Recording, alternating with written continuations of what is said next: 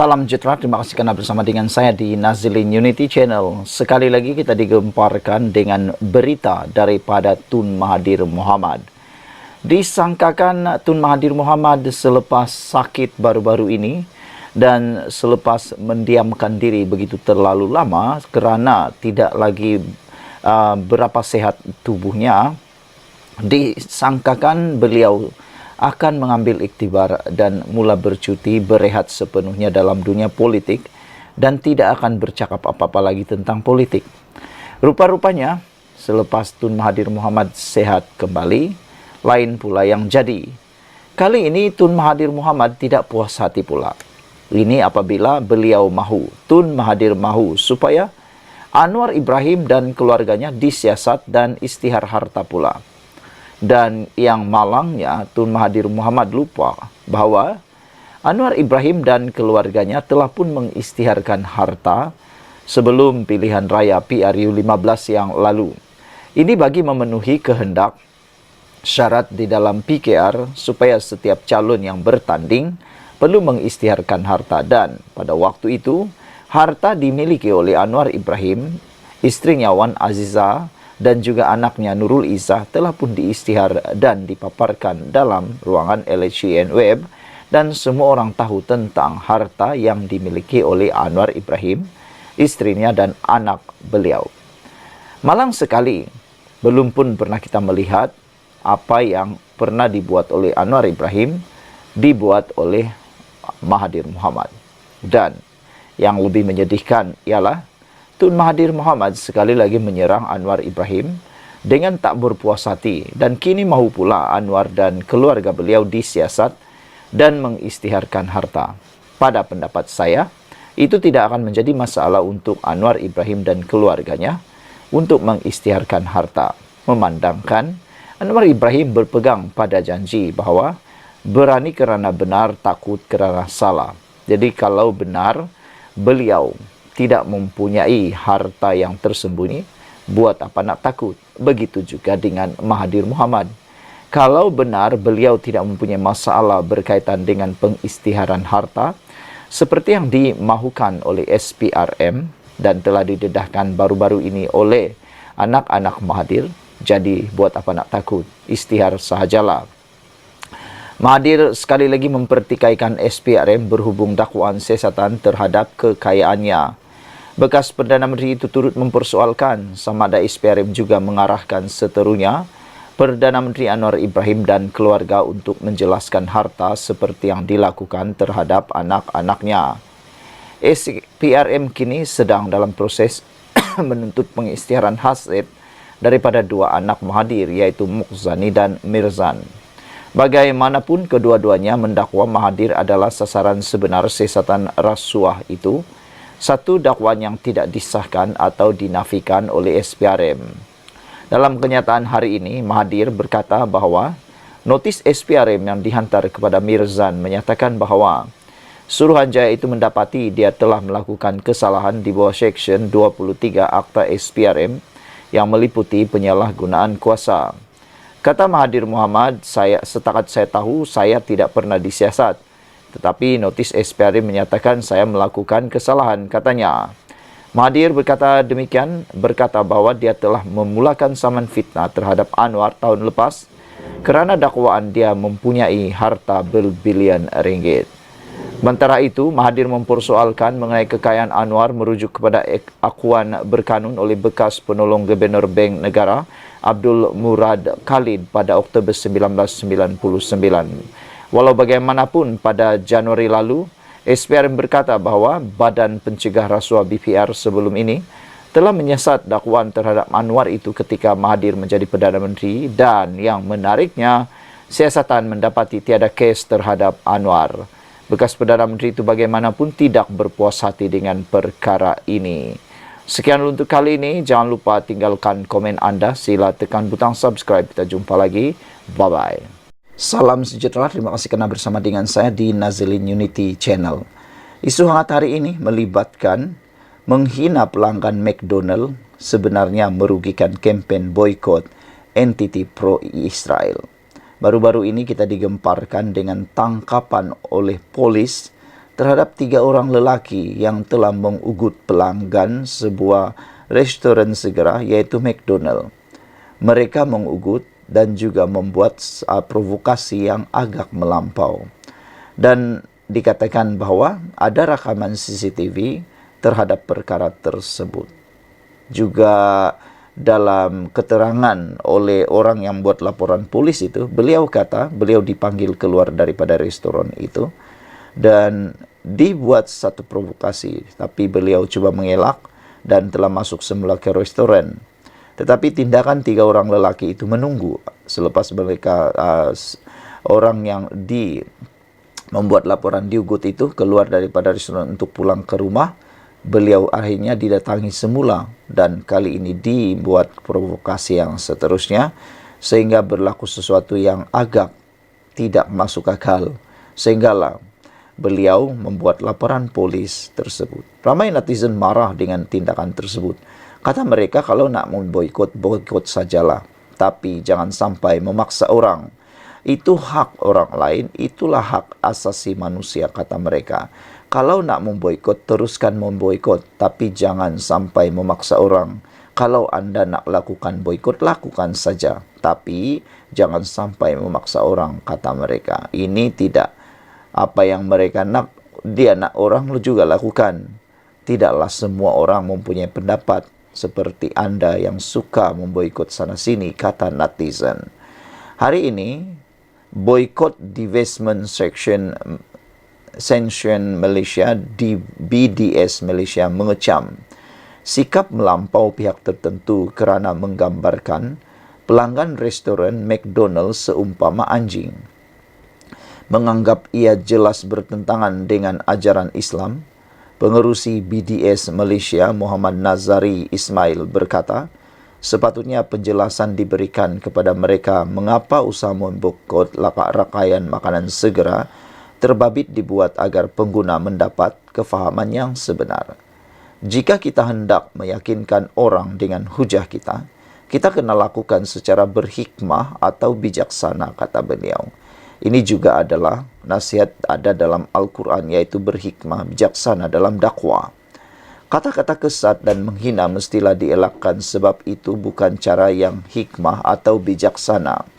Sepatutnya kita terangkan dengan baik kenapa McDonald's menjadi tumpuan usaha gerakan boikot antarabangsa, katanya, kepada Malaysia kini hari ini.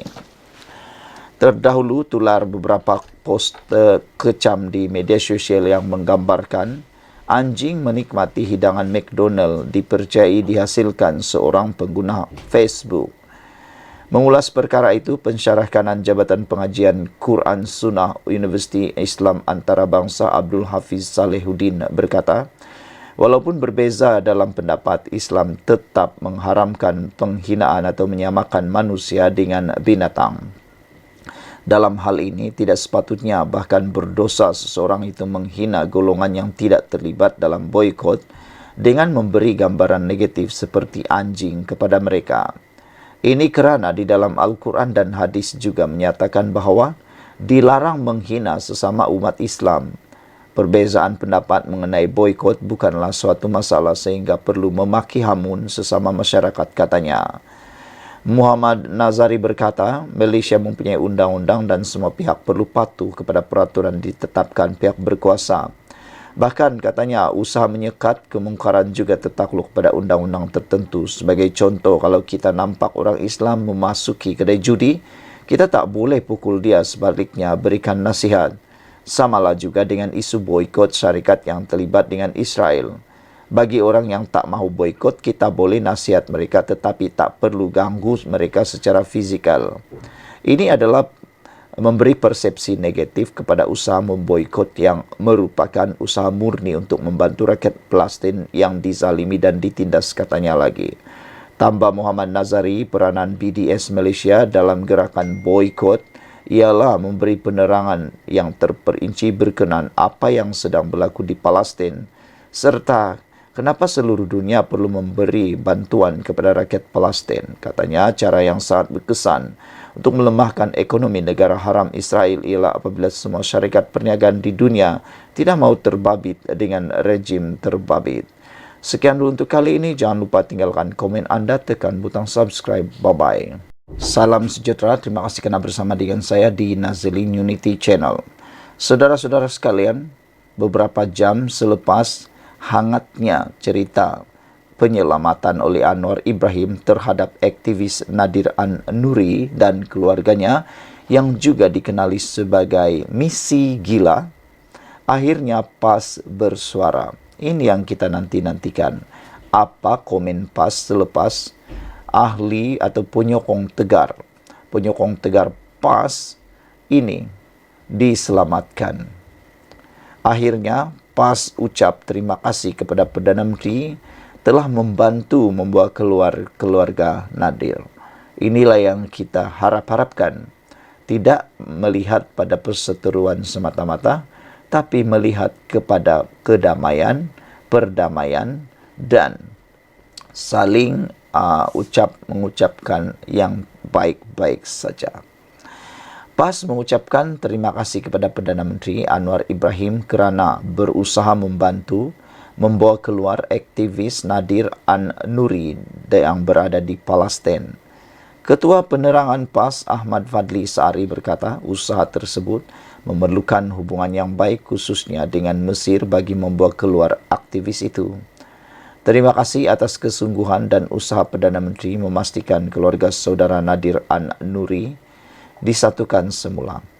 Tentu sekali ia memerlukan kepada perbincangan dan hubungan baik dengan Mesir, khususnya bagi memastikan misi ini berjaya, kata mereka. Tahniah kepada saudara Nadir, tentunya ini hadiah hari raya yang paling berharga untuk beliau, tulisnya dalam satu hantaran di Facebooknya.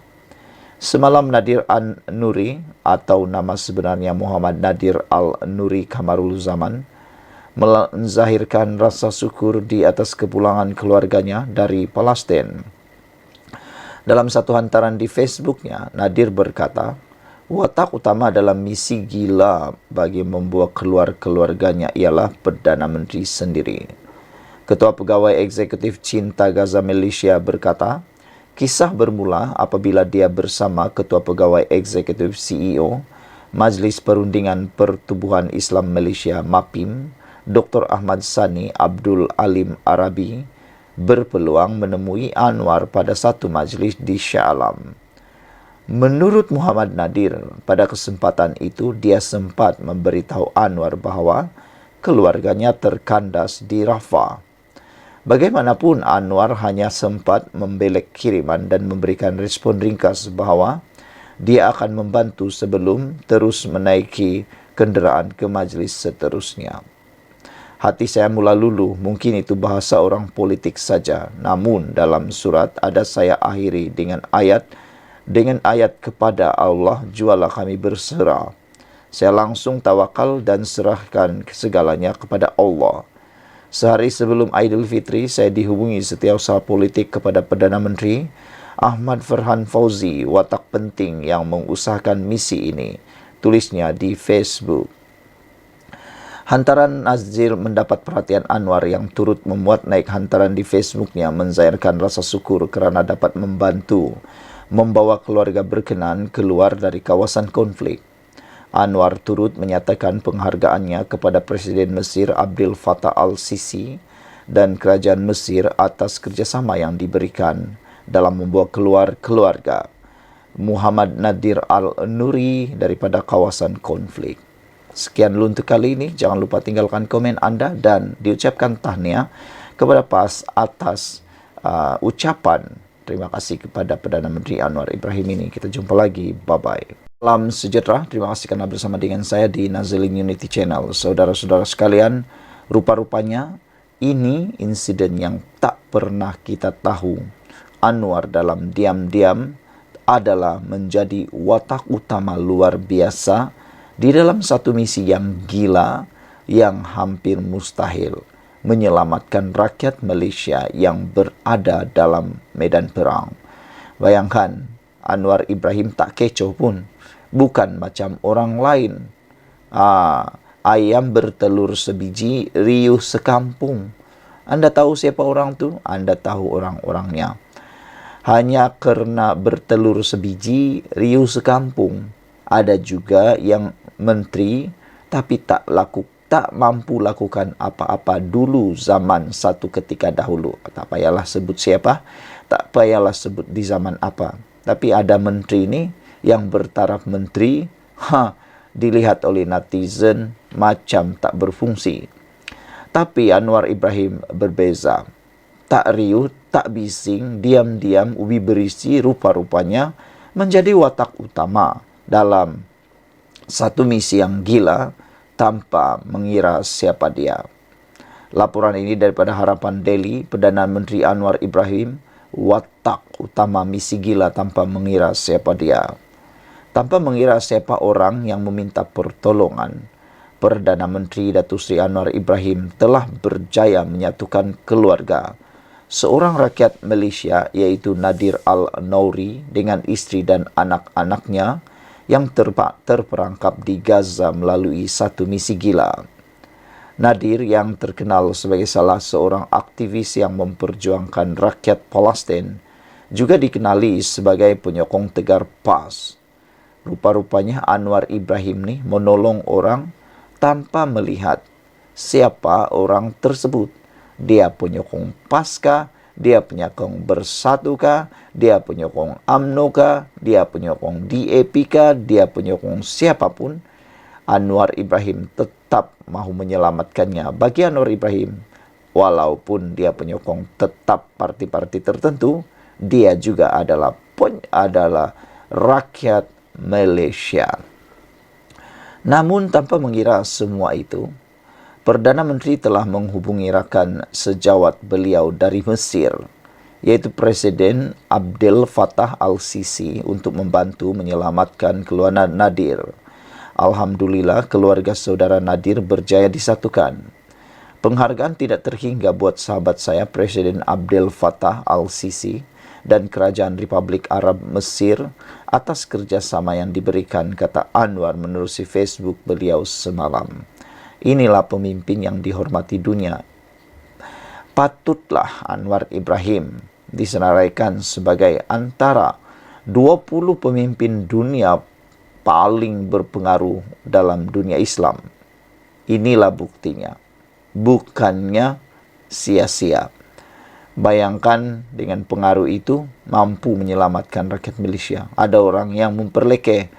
Tapi kalau Anda yang terkena dan Anda yang diselamatkan, barulah Anda tahu betapa hebatnya kedudukan Anwar Ibrahim di dunia ini. Dalam catatannya juga semalam, Nadir menyifatkan apa yang dilakukan oleh Perdana Menteri Anwar Ibrahim dan pembantu beliau adalah misi gila. Misi ini saya katakan misi gila kerana bukan mudah untuk dikeluarkan keluarga saya saat bedilan roket dan hentaman bom bertali arus, malah ketegangan di sempadan juga berlanjutan. Namun secara senyap pemimpin negara menghubungi pihak sana. Ternyata diplomasi insani ini juga lebih berkesan daripada kaedah yang lain. Prosesnya cepat, teratur dan lancar walaupun penuh dengan 1001 cabaran tersirat. Kisahnya akan keluar satu demi satu, tetapi tak semua saya berhak untuk kongsikan. Tetapi watak utama dalam misi gila ini adalah Perdana Menteri kita, Datuk Seri Anwar Ibrahim, kata Nadir dalam catatan beliau. Setiausaha politik Anwar, Farhan Zulkifli, memaklumkan selepas lebih 180 hari isteri dan anak-anak Nadir tersangkut di Gaza, beliau bertemu Perdana Menteri sebelum berangkat ke Berlin bagi meminta pertolongan. Hari terakhir Ramadan, Perdana Menteri buat kejutan kepada Nadir. Seluruh keluarga beliau telah dibawa pulang ke Malaysia dengan selamat, katanya. Ekoran tindakan Anwar ini, berbagai pihak menyifatkan Anwar membantu sesiapa saja yang memerlukan tanpa mengira siapa mereka. Menurut Hisamuddin Ghazali atau Syam Gaz, Anwar mungkin tahu Nadir ini adalah penyokong tegar PAS termasuk keluarga dia di Malaysia, terutamanya ayahnya Dr. Kayu X UKM. Tapi Anwar ketepikan semua sentimen parti politik sebab beliau menjadi Perdana Menteri untuk seluruh Malaysia. Beliau utamakan sifat insani sama manusia yang menjadi salah satu teras Malaysia Madani. Nadir adalah anak kepada Dr. Kamarul Zaman Yusof yang lebih dikenali sebagai Dr. Kayu, bekas pensara Universiti Kebangsaan Malaysia UKM. Beliau juga adalah bekas setiausaha Dewan Ulama PAS ketika Datuk Harun Taib adalah ketuanya. Bagus Perdana Menteri X ketepikan semua warna parti, tidak kira siapa beliau tolong. Harap sangat pihak PAS pun kena rasional. Jika Perdana Menteri ke-10 buat benda baik, pakat sokong juga katanya. Bagi Khairul Basri M. Arif, Nadir ini penyokong tegar PAS. Tapi bagi Perdana Menteri X, Nadir juga adalah rakyat Malaysia. Sebagai Perdana Menteri kepada rakyat Malaysia, Perdana Menteri ke-10 tidak teragak-agak bantu siapa sahaja. Itu yang membezakan Anwar Ibrahim dengan Perdana Menteri yang lain yang lahir di Malaysia, tulis beliau. Sekian dulu untuk kali ini. Jangan lupa tinggalkan komen anda, tekan butang subscribe. Kita jumpa lagi. Bye-bye. Salam sejahtera. Terima kasih kerana bersama dengan saya di Nazilin Unity Channel. Siapa yang tak kenal dengan Alif Sukri, usahawan terkenal di Malaysia yang juga dikenali dengan kekayaan-kekayaan beliau. Alif Sukri mempunyai kekayaan yang luar biasa. Alif Sukri juga mempunyai perniagaan yang juga luar biasa. Alif Sukri juga dikenali sebagai orang yang suka menimbulkan pelbagai kepanasan, kontroversi yang panas, dan suka pula mempost pelbagai kontroversi di dalam media sosial beliau. Yang terkini ialah berkait dengan tarian beliau dan lagu raya yang turut menarik perhatian ramai orang, termasuklah Ketua Pemuda UMNO Malaysia iaitu Akmal Saleh yang turut menggesa mengajak netizen untuk memboikot produk Alif Sukri gara-gara tarian beliau yang dikatakan telah pun melukakan hati ramai orang. Hari ini Alif Sukri terima satu lagi tamparan yang luar biasa. Tamparan ini bukan calang-calang. Sudahlah Alif Sukri produknya diboikot. Kali ini pula tamparan yang lebih besar ialah apabila beliau disaman dengan nilai 70 juta ringgit. Saudara-saudara sekalian, kita tak tahulah adakah Alif Sukri mempunyai uang yang cukup membayar 70 juta ini sekiranya beliau kalah di dalam saman fitnah ini. 70 juta bukan satu nilai yang kecil. Ini nilai yang sangat besar. Ditambah pula Alif Sukri sekarang ini produknya juga telah diboikot. Kalaulah penjualan produk Alif Sukri mengalami kemerosotan, mampu lagi ke Alif Sukri bangkit semula? Siapakah orang yang bersungguh-sungguh? Siapakah orang yang mempunyai keinginan, keberanian menyaman 70 juta ini? Dan apa pula ceritanya? RM 70 juta. Itu jumlah tuntutan saman daripada Tan Sri Abdul Kadir Sheikh Fadzir terhadap ahli perniagaan Datuk Sri Alif Sukri Kamarul Zaman atas dakwaan memfitnah. Wow. Orang yang menyaman Alif Sukri ini bukanlah calang-calang. Rupa-rupanya Tan Sri, orang yang bergelar Tan Sri yaitu Abdul Kadir Sheikh Fadzir atas dakwaan memfitnah. Bekas Menteri Kebudayaan, Kesenian dan Kebudayaan itu memfailkan saman selaku pelanatif terhadap Alif Sukri 37 tahun sebagai defendant pada 6 September 2023. Abdul Kadir 84 berkata usahawan berkenaan mengeluarkan kenyataan fitnah di Instagram pada Facebook dan Facebook pada 2 Julai 2023. Beliau mendakwa kenyataan itu membawa maksud antaranya pelanatif berhutang dengan defendant jutaan ringgit. Gambar pelanatif juga diletakkan pada kenyataan yang mengundang komen negatif daripada pembaca. Selain tuntutan 70 juta ringgit, Abdul Kadir meminta ganti rugi yang dinilai mahkamah dan perintah supaya defendant memberi aku janji bertulis tidak akan menyiarkan sebarang fitnah terhadap pelanatif. Defendant juga dituntut melakukan permohonan maaf tanpa syarat disiarkan di akaun media sosial usahawan terbabit selama 7 hari.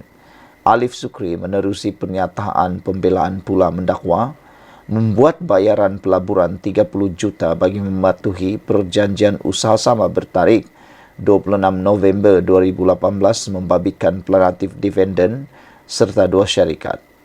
Pihak-pihak dalam perjanjian usaha sama gagal membuat pembayaran wang dilaburkan saya dan segala pelanggaran janji. Sedemikian termasuk aku janji diberikan kepada saya adalah pengetahuan pluratif sendiri, kata Alif Sukri.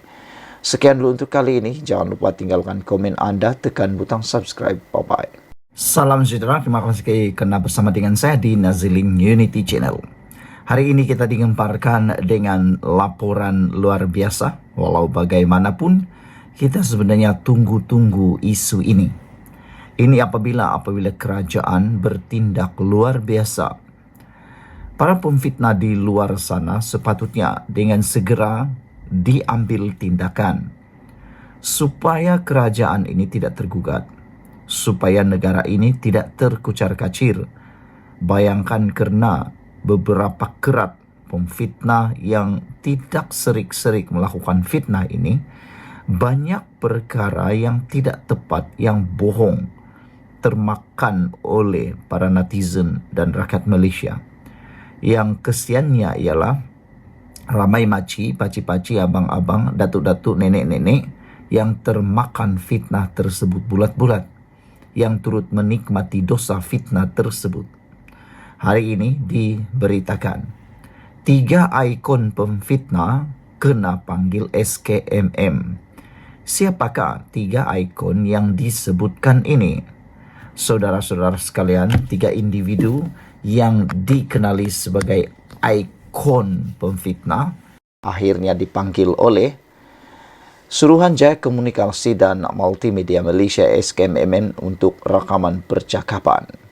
3 individu yang dikenali sebagai menabur fitnah tersebut. Mereka yang terbabit ialah Badrul Hisham Syarin atau Cikgu Bad, Muhammad Salim Iskandar dan Wan Muhammad Azri Wan Derus atau juga dikenali sebagai Papa Gomo. 3 peribadi ini, iaitu Cikgu Bad, Salim Iskandar dan Papa Gomo, sudah beberapa kali kalah di dalam saman fitnah, didapati bersalah kerana memfitnah, tapi masih tetap juga terlibat dengan beberapa perkara termasuklah diambil keterangan siasatan kerana didakwa memfitnah. Menerusi kenyataan hari ini, SKMM memaklumkan rakaman percakapan untuk Cikgu Bad dan Salim Iskandar akan dijalankan di Ibu Pejabat MCMC di Cyberjaya. Sementara itu, Papa Gomo pula di Balai Setapak. Rakaman percakapan ini susulan aduan berkenan kandungan yang dimuat naik menerusi laman media sosial yang disaki melanggar peruntukan di bawah Akta Komunikasi dan Multimedia 1998. Jelas SKMM lagi, kes disiasat mengikut Seksyen 233 Akta Komunikasi dan Multimedia 1998 yang memperuntuk hukuman denda maksimum RM50,000 atau penjara 1 tahun atau kedua-duanya sekali jika sabit kesalahan. Orang ramai diingatkan agar tidak menyalahgunakan perkhidmatan rangkaian dan perkhidmatan aplikasi dalam talian untuk menyebarkan sebarang kandungan tidak sahih atau palsu. Saudara-saudara sekalian, dengan laporan yang unik dan luar biasa ini, ramai juga netizen yang sebenarnya suka. Ramai netizen sebenarnya yang menanti-nanti laporan seperti ini, yaitu 3 ikon pemfitnah kena panggil SKMM. Akhirnya direkam percakapan. Orang-orang yang dimaksudkan ialah Badrul Hisham Syari atau Cikgu Bad, Salim Iskandar, dan paling penting sekali ialah Papa Gomo. Sekian dulu untuk kali ini. Jangan lupa tinggalkan komen Anda, tekan butang subscribe. Bye-bye. Salam sejahtera. Terima kasih kerana bersama dengan saya di Nazilin Unity Channel. Akhirnya sekali lagi, Tun Mahathir tiba-tiba tampil menyatakan sesuatu yang luar biasa. Kali ini Tun Mahathir kata, adakah Anwar dan keluarga juga diarah jelaskan semua harta. Saudara-saudara sekalian, untuk makluman Anda semua, Anwar Ibrahim adalah antara ahli parlimen yang pernah terdahulu membuat pengisytiharan harta sebagai ahli parlimen. Kalau itulah yang dikehendaki oleh Mahathir, sebenarnya Anwar Ibrahim telah pun membuat pengesahan dan juga pengisytiharan harta. Saudara, adakah persoalan daripada Tun Mahathir ini semata-mata untuk mempertahankan diri ataupun sekadar semata-mata untuk mengalihkan perhatian netizen berkait dengan isu siasatan kekayaan keluarga Tun Mahathir? Dr. Mahathir Mohamad mempertikaikan SPRM berhubung dakwaan siasatan terhadap kekayaannya. Menjadi pertanyaan sekarang ialah, berani kerana benar, takut kerana salah. Kalau benar Tun Mahathir tidak mempunyai apa-apa masalah, buat apa nak takut, kata netizen. Biarlah SPRM melakukan menjalankan tanggungjawab mereka. Dan untuk perkara berkait dengan kenyataan untuk membuat siasatan terhadap kekayaan Anwar Ibrahim dan juga keluarganya, sebenarnya itu telah dilakukan oleh Anwar Ibrahim. Jadi apa lagi sebenarnya yang dikehendaki? Bekas Perdana Menteri itu turut mempersoalkan sama ada SPRM juga mengarahkan seterunya Perdana Menteri Anwar Ibrahim dan keluarga untuk menjelaskan harta seperti yang dilakukan terhadap anak-anaknya. Pada pendapat netizen, mereka kata, tak apalah kalau betul SPRM nak siasat keluarga Anwar Ibrahim, silakan, kata mereka. Kerana ramai yang yakin dan percaya bahawa tiada masalah untuk Anwar Ibrahim disiasat. Kerana sebelum ini Anwar Ibrahim telah pun mengisytiharkan harta beliau. SPRM kini sedang dalam proses menuntut pengisytiharan aset daripada dua anak Mahathir, iaitu Mokzani dan Mirzan. Bagaimanapun, kedua-duanya mendakwa Mahathir adalah sasaran sebenar siasatan rasuah itu. Satu dakwaan yang tidak disahkan atau dinafikan oleh SPRM. Dalam kenyataannya hari ini, Mahathir berkata bahawa notis SPRM yang dihantar kepada Mirzan menyatakan bahawa Suruhanjaya itu mendapati dia telah melakukan kesalahan di bawah Seksyen 23 Akta SPRM yang meliputi penyalahgunaan kuasa. Setakat saya tahu, saya tidak pernah disiasat. Tetapi notis SPRM menyatakan saya melakukan kesalahan, kata Mahathir. Mahathir berkata bahawa dia telah memulakan saman fitnah terhadap Anwar tahun lepas kerana dakwaan dia mempunyai harta berbilion ringgit. Hingga sekarang, Anwar tidak dapat tunjuk bukti saya memiliki berbilion ringgit. Ini bermakna hingga sekarang saya belum didapati bersalah, kata Mahathir lagi. Jika SPRM ada bukti, tunjuklah, katanya lagi. Sementara itu, Mahathir turut menimbulkan persoalan mengenai kekayaan Anwar merujuk kepada akaun atau akuan berkanun oleh bekas penolong Gubernur Bank Negara Abdul Murad Khalid pada Oktober 1999 yang mendakwa Anwar mempunyai kira-kira 3 bilion dalam 20 akaun peribadi yang berasingan. SPRM pada Januari lalu berkata Badan Pencegah Rasuah BPR sebelum ini telah menyiasat dakwaan terhadap Anwar itu ketika Mahathir menjadi Perdana Menteri. Siasatan mendapati tiada kes terhadap Anwar. Jadi, apalagi sebenarnya yang Mahathir mahukan? Sedangkan BPR, Badan Pencegah Rasuah pada sebelum ini telah menyiasat dakwaan terhadap Anwar itu ketika Mahathir menjadi Perdana Menteri dan keputusannya ialah tiada kes terhadap Anwar. Jadi apa lagi yang dituntut oleh Mahathir? Bekas Perdana Menteri itu bagaimanapun tidak berpuas hati dengan perkara ini. Apa sebenarnya yang memuaskan hati Tun Mahathir? Adakah kalau Anwar Ibrahim ditangkap dan didapati bersalah barulah hati Mahathir puas? Itulah yang menyebabkan netizen cukup hairan dengan Mahathir. Walaupun Anwar tidak didapati bersalah, kenapa statutory declaration akuan berkanun Murad tidak ditarik balik, kata Mahathir? Apakah isteri dan anak-anak Anwar diarah menjelaskan semua harta mereka soalnya? Pada tahun 2012 dilaporkan Murad menarik balik akuan berkanun dan menuduh BPR memaksa dia menandatangani dokumen tersebut.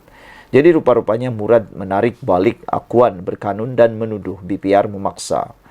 Sementara itu Anwar, istrinya, Dr. Wan Aziza Ismail dan anak sulung mereka Nurul Izzah telah mengisytiharkan harta sebelum pilihan raya umum ke-15 sebagai sebahagian daripada usaha PKR untuk membuktikan ketelusannya. Jadi, apa lagi yang Mahathir mahukan? Anwar Ibrahim, istrinya Wan Aziza dan juga anaknya Nurul Izzah telah mengisytiharkan harta. Anwar sendiri mengisytiharkan pada masa itu aset bersih sebanyak 11,18 juta. Aset bersih Wan Aziza ketika itu ialah 1,36 juta, manakala aset bersih Nurul Izzah ketika itu ialah 808.761 ringgit Malaysia. Pengisytiharan aset awam terakhir Mahathir pada tahun 2019 meletakkan asetnya pada masa itu berjumlah 32,2 juta. Wow, nampaknya jumlah aset Mahathir yang diisytiharkan, pengisytiharan awam terakhir Mahathir pada tahun 2019 adalah sebanyak 32,2 juta, jauh lebih meninggalkan Anwar Ibrahim yang hanya ada 11,18 juta. Sekian dulu untuk kali ini. Jangan lupa tinggalkan komen Anda, tekan butang subscribe. Bye-bye.